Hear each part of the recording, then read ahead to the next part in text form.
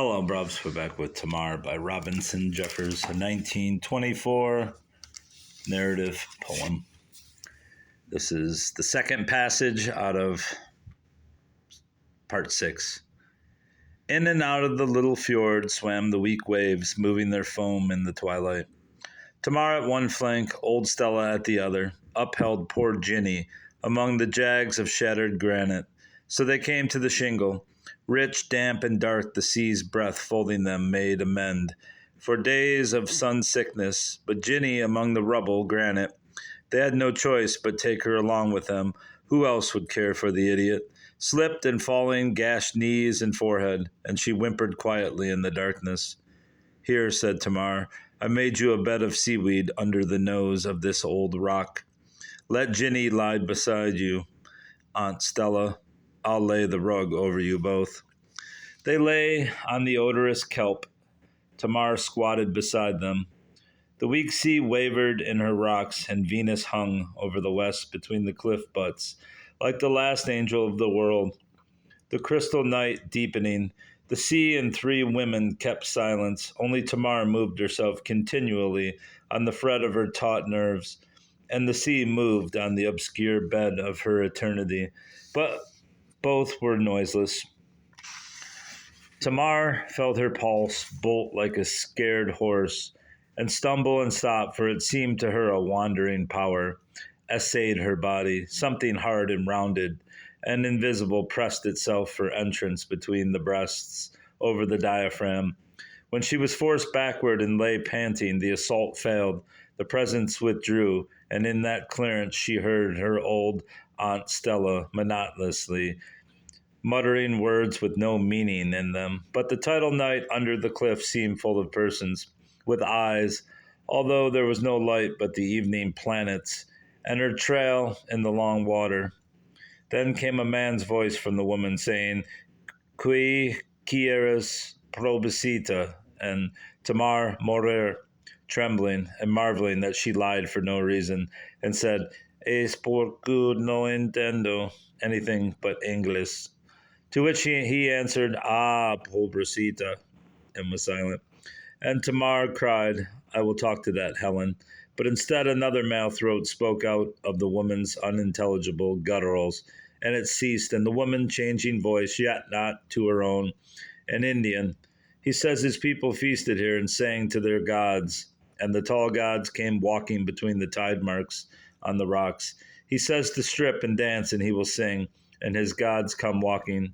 Tamar answered, crying, I will not tell him to go away and let me talk to that Helen. But old Stella, after a silence, he says, no, the pregnant women would always dance here, and the shore belongs to his people's ghosts, nor will they endure another unless they are pleased. And Tamar said, I cannot dance, drive him away. But while she said it, her hands accepting alien life and a strange will undid the fastenings of her garments. She panted to control them. Tears ran down her cheeks. The male voice chanted hoarse discords from the old woman's body. Tamar drew her beauty out of its husks. Dwellers on eastern shores watched moonrises, as white as hers, when the half moon about midnight steps out of her husk of water to dance in heaven. So Tamar, weeping, slipped every sheath down to her feet, the spirit of the place ruling her, she and the evening star sharing the darkness, and danced on the naked shore where a pale couch of sand covered the rocks, danced with slow steps and streaming hair, dark and slender against the pallid sea gleam, slender and maidenly, dancing and weeping. It seemed to her that all her body was touched and troubled with polluting presences, invisible, and whatever had happened to her from her 2 lovers, she had been until that hour inviolately a virgin, whom now the desires of dead men and dead gods and a dead tribe used for their common prey, dancing and weeping, slender and maidenly. The chant was changed, and Tamar's body responded to the change, her spirit wailing within her. She heard the brutal voice and hated it. She heard old Ginny mimic it in the cracked, childish quaver, but all her body obeyed it, wakening into wantonness, kindling with lust and wilder coarseness of insolent gestures. The senses cold and averse, but the frantic, too governable flesh inviting the assaults of whatever desired it, of dead men or gods walking the tide marks. The beautiful girlish body is gracile as a maiden's, gone beast-like, crouching and widening, agape to be entered, as the earth gapes with harsh heat cracks the inland adobe of sun-worn valleys at the end of summer, opening sick mouths for its hope of the rain. So her body gone mad invited the spirits of the night, her belly and her breast twisting, her feet dashed with blood where the granite had bruised them, and she fell and lay gasping on the sand, on the tide line. Darkness possessed the shore when the evening star was down. Old Stella was quiet in her trance. Old Ginny, the idiot, clucked and parroted to herself. There was none but the idiot saw whether a god or a troop of gods came swaggering along the tide marks unto Tamar to use her shamefully, and return from her gross and replete shadows, swaggering along the tide marks against the sea gleam. After a little, the life came back to the fallen flower. For fear or feebleness, she crept on hands and knees, returning so to the old medium of this infamy. Only the new tide moved in the night now. Tamar, with her back bent like a bow, and the hair fallen forward, crouched naked at old Stella's feet, and shortly heard the voice she had cried for. I am your Helen. I would have wished you'd choose another place to meet me, and milder ceremonies to summon me. We dead have traded power for wisdom, yet it is hard for us to wait on the maniac living patiently the desires of you wild beasts. You have the power. And Tamar murmured, I had nothing, desire nor power. And Helen, humbler than you were, she has been humbled, my little Tamar. And not so clean as the first lover you left. The lover left you, Tamar, another and a half dozen savages dead and dressed up for gods. I have endured it, she answered. Then the sweet, disdainful voice in the throat of the old woman, as for me, I chose rather to die. How can I kill a dead woman, said Tamar in her heart, not moving the lips. But the other listened to thought and answered, Oh, we are safe. We shan't fear murder. But, Tamar, the child will die, and all for nothing. You were submissive by the river, and lived and endured fouling. I have heard the wiser flights of better spirits that beat up to the breast and shoulders of our father above the starfire. Say sin never buys anything. Tamar, kneeling, drew the thickness of her draggled hair over her face and wept till it seemed heavy with blood. And like a snake lifting its head out of a fire, she lifted up her face after a little and said, It will live, and my father's bitch be proved a liar. And the words answered, and the voice answered, and the tone of the voice smiled. Her words rhyme with her dancing. Tamar, did you know? There were many of us to watch the dance you danced there. And the end of the dance? We on the cliff, your mother, who used to hate me, was among us, Tamar. But she and I loved each other, loved each only one man, though it were the same. We two shared one, you, Tamar, are shared by many. And Tamar, this is your help. I dug down to you secret dead people to help me, and so I am helped now. What shall I ask more? How it feels when the last liquid morsel slides from the bone, or whether you see the worm that burrows up through the eye socket, or thrill to the maggot's music in the tube of a dead ear. You stinking dead, that you have no shame. Is nothing. I have no shame. See, I am naked, and if my thighs were wet with dead beast drippings, I have suffered no pollution like the worms in yours. And if I cannot touch you, I tell you, there are those I can touch. I have smelled fire and tasted fire. And all these days of horrible sunlight, fire hummed in my ears. I have worn fire about me like a cloak and burning for clothing. It is God who is tired of the house that thousand-leggers crawl about in, where an idiot sleeps beside a ghost seer. A doting old man sleeps with dead women and does not know it. And pointed bones are at the doors, or climb up trees to the window. I see he has gathered fire all about the walls, and no one sees it but I. The old roof is ripe, and the rafters rotten for burning, and all the woods are nests of horrible things. Nothing would ever clean them but fire. But I will go to a clean home by the good river. You dance, Tamar, replied the sweet, disdainful voice in the mouth of the old woman, and now your song is like your dance, modest and sweet. Only you have not said it was you before you came down by the sea to dance. That lit a candle in your closet and laid paper at the foot of the candle. We were watching, and now the wick is nearly down to the heap. It's God will have fired the house. But tomorrow it will not burn. You will have fired it. Your brother will quench it. I think that God would hardly touch anything in that house. If you know everything, cried Tamar, tell me where to go. Now life won't do me, and death is shut against me because I hate you. Oh, believe me, I hate you dead people more than you dead hate me. Listen to me, Helen. There is no voice as horrible to me as yours. And the breasts the worms have worked in, a vicious berry grown up out of the graveyard for my poison. But there is no one in the world as lonely as I, betrayed by life and death. Like rain breaking a storm, sobs broke her voice. Holding by a jag of the cliff, she drew herself full height. God who makes beauty disdains no creature, nor despised that wounded, tired, and betrayed body. She in the starlight and little noises of the rising tide, naked and not ashamed, bore a third part, with the ocean and keen stars and the consistence and dignity of the world. She was white stone. Passion and despair and grief had stripped away whatever is rounded and approachable in the body of woman.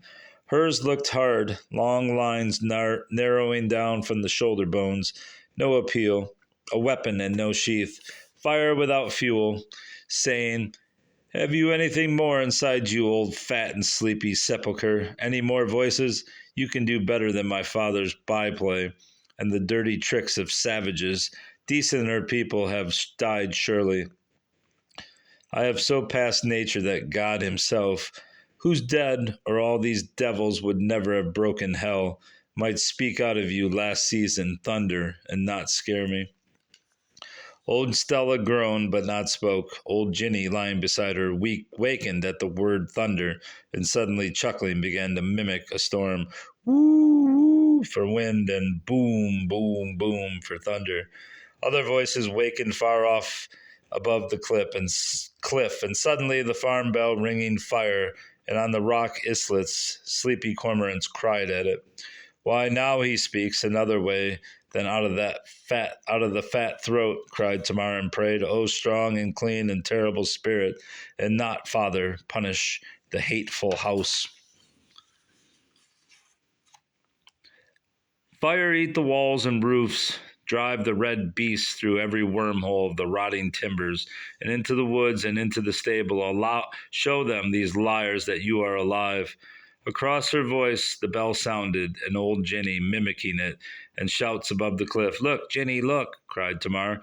The sky'll be red soon. Come, and we'll dress and watch the bonfire. Yet she glanced no thought at her own mermaid nakedness, but gathering the long black serpents of beach seaweed wove wreaths for old Ginny, and crowned and wound her. Meanwhile, the bell ceased ringing, and Stella ceased her moan, and in the sudden quietness, Tamar, she said, in the known voice of Helen, so many years dead, though you hate me utterly, Tamar, I have nothing to give back. I was quite emptied of hate and love and the other fires of the flesh before your mother gave the clay to my lover to mold you a vessel to hold them. Tamar, winding her mindless puppet, Tamar, winding her mindless puppet in the sea slough mesh, set over her shoulder, hardly turning. Why then do you trouble whom you don't hate? Because we hunger and hunger for life, she answered. Did I come uncalled? You called me. You have more hot and blind, wild-blooded and passionate life than any other creature. How could I ever leave you while the life lasts? God pity us both, a cataract life dashing itself to pieces in an instant. You are my happiness, and death eats you. I'll leave you when you are empty and cold and join us. Then pity me. Then, Tamar, me flitting the chilly and brittle pumice tips of the moon, while the second death corrodes this shell of me till it makes my end.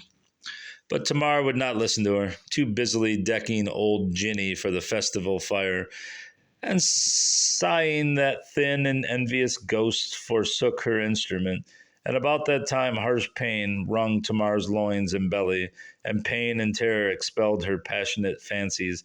She cried anxiously, Stella, Aunt Stella, help me, will you? And thinking she hears when Ginny whimpers, twistingly pinched her puppet's arm until it screamed. Old Stella sat up on the seaweed bed and turned white eyes, no pupils, broke the diffused star gleam, and upon her 60-year-old babe that now crouched whimpering, huddled under the slippery leaves and black whips of the beach. And by it stood gleaming Tamar, anguished, all white, as the blank balls that swept her with no sight but vision. Old Stella did not awake yet, but a voice blew through her, not personal like the other, and shook her body and shook her hands. It was no good to do too soon. Your fire's out. You've been patient for me. It might have saved 2 fires. But Tamar, Stella, I'm dying.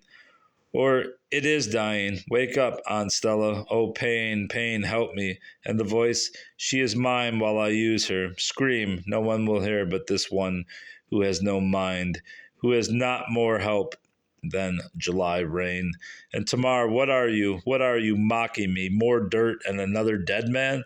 Oh, she moaned, pressing her flanks with both her hands and bending so that her hair across her knees lay on the rock. It answered, not a voice from carrion. Breaker of trees and father of grass, shepherd of clouds and waters, if you had waited for me, you'd be the luckier. What shall I give you? Tamar cried. I have given away.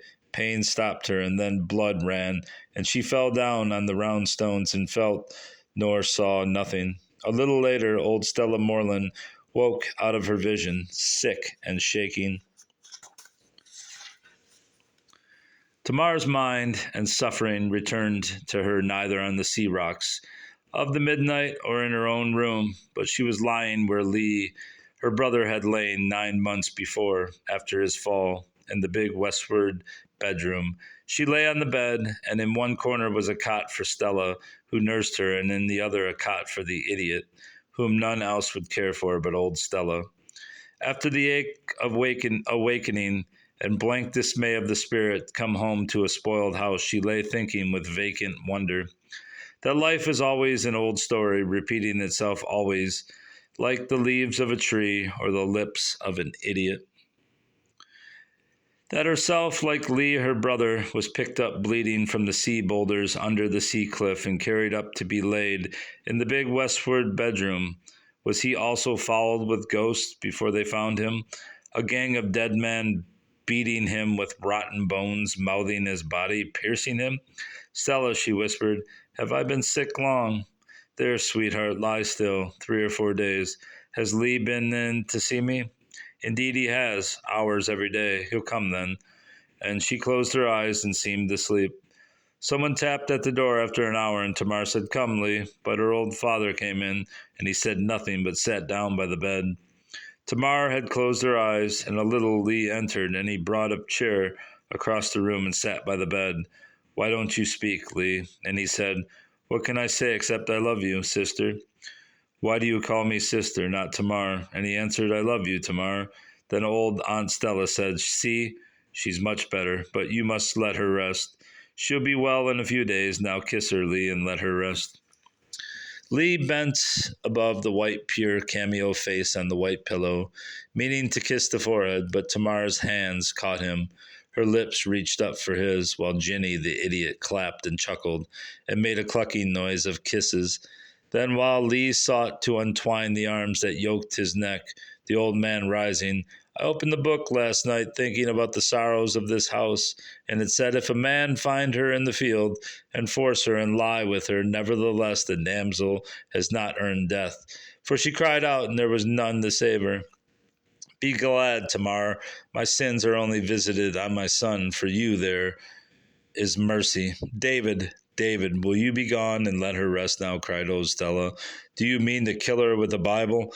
Woman, he answered, has God anything to do with you? She will not die. The book opened and said it. Tamar, panting, leaned against the pillow and said, Go, go, tomorrow say all you please.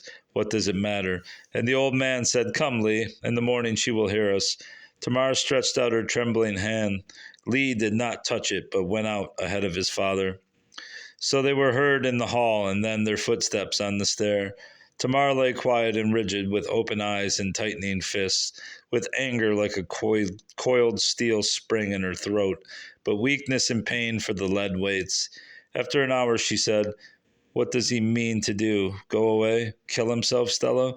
Stella answered, "Nothing, nothing. They talk. It's to keep David quiet." "Your father is off his head a little, you know. Now rest you, little Tamar. Smile and be sleepy. Scold them tomorrow." "Shut the sun out of my eyes, then," Tamar said. But the idiot Ginny made such a moaning when the windows were all curtained. They needed to let in one beam for dust to dance in. Then the idiot and the sick girl slept. About the hour of sundown, Tamar was dreaming trivially, an axeman chopping down a tree and field mice scampering out of the roots, when suddenly, like a shift of wind, the dream changed and grew awful. She watched dark horsemen coming out of the south, squadrons of hurrying horsemen between the hills and the dark sea, helmeted like the soldiers of the war in France, carrying torches. When they passed Malpaso Creek, the columns veered. One of the riders said, "Here it began," but another answered, "No," before the granite was bedded to build the world on. So they formed and galloped north again, hurrying squadrons, and Tamar thought, when they come to the Carmel River, then it will happen. They have passed Malpaso. And we shall stop there. Goodbye.